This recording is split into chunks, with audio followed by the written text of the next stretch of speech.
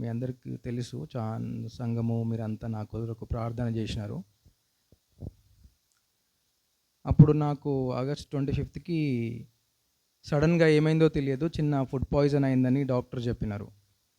కానీ హాస్పిటల్‌లో జాయిన్ అయిన తర్వాత నేను దేని కొరకైతే జాయిన్ అయినో, ఎందు నిమిత్తం అయితే నేను జాయిన్ అయినో దాని గురించి డాక్టర్స్ ఏమీ ట్రీట్ చేయలేదు నాకు. వేరే కిడ్నీస్ ఇష్యూస్ ఉన్నాయి. దాని తర్వాత హార్ట్ ఇష్యూ ఉంది. ప్యాంక్రియాస్ ఇష్యూస్ ఉన్నాయి. దానివల్ల ట్రీట్మెంట్ చేయలేకపోతున్నాము. బాడీ సంథింగ్ అంటే మెడికల్లీ, క్లినికల్లీ మనకంత ఐడియా లేదు. కానీ వాళ్ళు చెప్పిన ఫార్ములా ఏంటంటే, నేను ఏదైతే దేని కొరకైతే జాయిన్ అయినానో అది సహకరించట్లేదు అన్నట్టుగా చెప్పారు వాళ్ళు. సో దాని తర్వాత కంప్లీట్గా అన్కాన్షియస్లోకి వెళ్ళిపోవడం, దాని తర్వాత బాగా టూల్స్ అంటే లూజ్ మోషన్స్ అవ్వడం, వామిటింగ్స్ అవ్వడం. ఎప్పుడు మేము భయపడ్డామంటే ఇంకా నేను లేనేమో అని ఎప్పుడు అనిపించిందంటే, నాకు నా మూతి వంకరైపోయింది కంప్లీటెడ్గా. మాట రావట్లేదు, నాలుక తడబడుతుంది, కంటి చూపు నా పక్కనే మా మిస్సెస్ ఉంది కానీ నాకు కనిపిస్తలేదు, ఫేస్ అంతా బ్లర్ కనిపిస్తుంది. మేబీ ఆ వీక్నెస్ వల్లనేమో అనుకున్నా. కానీ నా నోటి నుంచి మాట రావట్లేదు. చూస్తున్నా, ఎంతో గట్టిగా మాట్లాడాలని ప్రయత్నించినా కూడా మాట రావట్లేదు, మూతి వంకర అయిపోయింది. అప్పుడు నాకు అనిపించింది సంథింగ్ ఈజ్ రాంగ్, ఇదే నా ఆఖరి రోజేమో అనిపించింది. దాని తర్వాత మా మిస్సెస్కి చెప్పినా, మనం హాస్పిటల్కి వెళ్దాము అని చెప్తే అప్పుడు హాస్పిటల్కి వెళ్ళడం, దాని తర్వాత అయ్యగారు వచ్చి ప్రార్థన చేయడం, డయాలసిస్ చేయడం, సైమల్టేనియస్లీ ఫటాఫట్ వాళ్ళు చేయడం. అసలు ఏం జరుగుతుందో అని తెలుసుకునే టైంలో కూడా వాళ్ళు డాక్టర్స్ చెక్ చేయడం, అలా జరిగిపోయింది. అయితే చాలా బాధాకరమైన విషయం. కొద్దిగా డిలే అయింది కాబట్టి నేను ఇంకా అంత ఆ ఎమోషనల్ని క్యారీ చేయలేకపోయినాను. బట్ ఇంకా నేను లేను, నో మోర్, ఇంకా ప్రభాకర్ అనేవాడు లేడు అనేటువంటి సిచ్యువేషన్కి వచ్చేసింది. నా కొరకు అందరూ సంఘమంతా ప్రతి ఒక్కరూ బాగా ప్రార్థన చేసిర్రు. అయ్యగారు, అమ్మగారు ప్రార్థన చేసిర్రు. మా మిత్రుడు రవి అయితే నా కోసం ఏడ్చిండు కూడా. సో అట్లా దాదాపు 10 days హాస్పిటల్లో ఉండే. దీంట్లో నేను అద్భుతమైన విషయం ఏంటంటే, డాక్టర్లు కూడా షాక్ అయిన సిచ్యువేషన్ ఏంటంటే, ఎవ్రీ 3 monthsకి 2 monthsకి డయాలసిస్ చేసే అవసరం ఉంటుంది. వన్స్ ఒకసారి అయితే బాడీలో చాలా మార్పులు జరుగుతాయి. సో అప్పుడప్పుడు షుగర్ లెవెల్స్ డౌన్ అయిపోతాయి, బీపీ లెవెల్ డౌన్ అయిపోతుంది, ఆ బ్రెయిన్ కూడా సరిగ్గా పనిచేయదు, రకరకాల ప్రాబ్లమ్స్ చెప్పినారు. సో ఏదైనా కానీ బట్ దేవుడు ఉన్నాడు అని చెప్పేసి అదొక స్ట్రాంగ్గా మేము ఒక బిలీవింగ్, అంటే ప్రభువా నేను ఇప్పటివరకు నేను ఏది అడిగినా కూడా నన్ను ఫెయిల్ చేయలేదు దేవుడు. ఇప్పటి వరకు నేను దేవునిలోకి వచ్చిన తర్వాత, దేవునిలో స్థిరపడ్డ తర్వాత 98, 99 ఆ పీరియడ్లో నేను దేవునిలోకి రావడం, 2005లో నేను బాప్తిసం తీసుకోవడం, అక్కడి నుంచి నా జర్నీ స్టార్ట్ అయిన దగ్గర నుంచి కూడా ఏది అడిగినా ప్రభువా నాకు ఇది కావాలి అంటే నా అక్కరను నాకంటే ముందుగా ఎరగక ముందే నన్ను ఫుల్ఫిల్ చేసేవాడు అనమాట. ఎక్కడ కూడా ఫెయిల్ చేయలే. కొన్నిసార్లు నేను పని చేసే జాగాలాగా నాకు టార్గెట్ చేసి వేరే దగ్గరికి పంపించడం, అక్కడ చాలా హెవీ వర్క్ ఉంటుంది, వీడు కంప్లీట్ చేయలేడు, అక్కడి నుంచి వీడు పారిపోతాడు, వీడికి మంచిగా చేయాలని నన్ను వేరే అసైన్మెంట్లో వేరే ప్రాసెస్లో పెట్టినా కూడా దేవుడు నాకు అక్కడ జయమిస్తూనే ఉన్నాడు. నేను ఎంత సింప్లిఫైడ్గా చేస్తా అంటే, నాకు వర్క్ రాకపోయినా కూడా దేవుడు ఎంత గైడెన్స్ చేసి అక్కడ నిలబెడతాడు.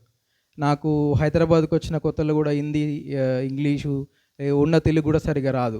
సో అట్లాంటి క్రైసిస్లో కూడా దేవుడు ప్రతి క్షణం కూడా నాకు తోడుండి, ప్రతి క్షణం నేను తింటున్న ప్రతి మెతుకు పైన దేవుని పేరు రాసి ఉంటుంది. ఎందుకనంటే నేను తింటున్న ప్రతి మెతుకు కూడా దేవుడిచ్చినటువంటి దయాదాక్షిణ్యమే అని చెప్పేసి నేను నమ్ముతాను. అట్లాంటిది ఎప్పుడు ఫెయిల్ చేయలే. కానీ అనిపించింది ఏంటంటే, ఇంకా నేను ఉండనేమో అనే, పిల్లలందరూ ఆడపిల్లలు మా ఇంట్లో. సో ఒకసారి బాధ అనిపించింది, ప్రభువా ఒక అవకాశం ఇయ్యి, బట్ ఒక్కసారి అవకాశం ఇస్తే నన్ను నేను ప్రూవ్ చేసుకుంటా, ఏదన్నా నీ కొరకు ఏదన్నా ఒక్కసారన్నా నేను మీ పని చేసి పెడతా, ఒక్కసారి అవకాశమే ప్రభు అని చెప్పేసి గట్టిగా ప్రార్థన చేసుకోవడము అలా జరిగిపోయింది. క్రియాటిన్ లెవెల్స్ కూడా చాలా పెరిగిపోయింది. ఎందుకంటే నాకంటే క్లినికల్లీ నాకు తెలియదు. మన స్వరూప్ అనే హై విట్‌నెస్ తను చూసింది. చాలా పెరిగిపోయినాయి. సో, అది డయాలిసిస్ చేస్తే తప్ప డిక్రీజ్ అవ్వదు. అది చేసినా డిక్రీజ్ అవ్వట్లేదు.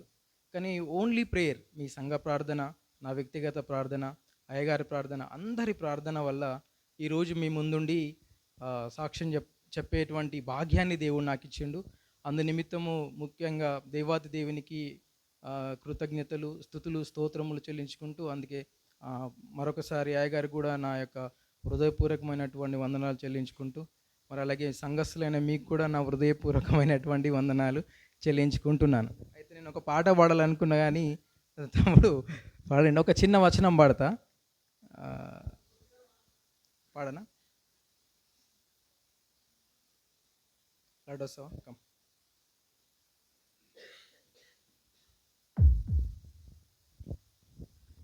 తల్లికుండు నాని ప్రేమ,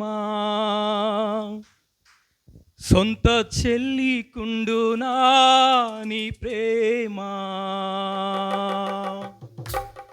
తల్లికుండు నాని ప్రేమ, సొంత చెల్లికుండు నాని ప్రేమ, అన్నకుండు నాని ప్రేమ, కన్న తండ్రి కుండు నాని ప్రేమ, నీ ప్రేమ ఎంతో ఎంతో మధురం, యేసు నీ ప్రేమ ఎంతో ఎంతో మధురం, యేసయ్యా యేసయ్యా యేసయ్యా యేసయ్యా, నీ ప్రేమ ఎంతో ఎంతో మధురం, యేసు నీ ప్రేమ ఎంతో ఎంతో మధురం.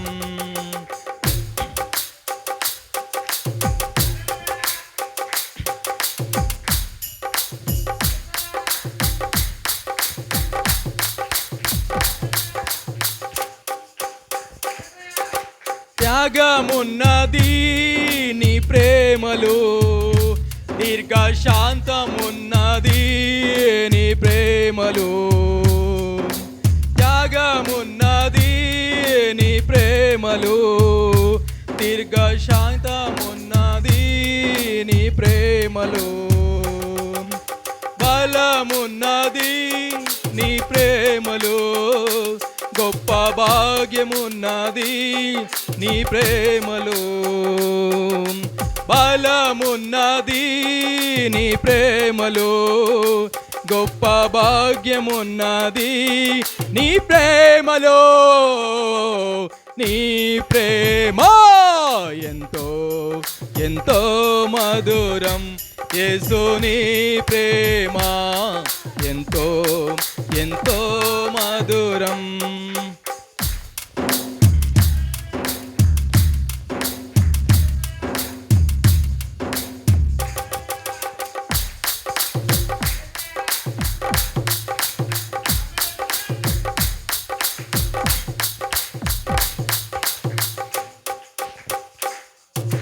సిలువకెక్కెనో నీ ప్రేమ, నాకై విలువనిచ్చెనో నీ ప్రేమ, సిలువకెక్కెనో నీ ప్రేమ, నాకై విలువనిచ్చెనో నీ ప్రేమ, నాకై మరణించెనో నీ ప్రేమ, నాకై తిరిగి లేచెను నీ ప్రేమ, నీ ప్రేమ, నాకై తిరిగి లేచెను నీ ప్రేమ, నీ ప్రేమ ఎంతో ఎంతో మధురం, యేసు నీ ప్రేమ ఎంతో ఎంతో మధురం.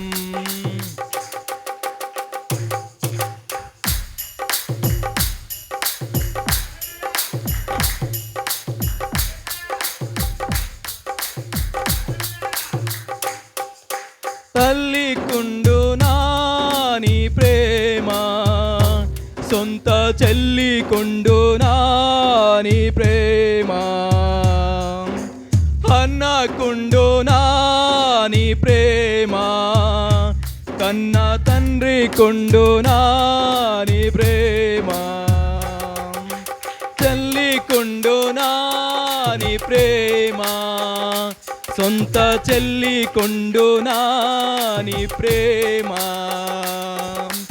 అన్నకుండునా నీ ప్రేమ, కన్న తండ్రి కొండునా నీ ప్రేమ,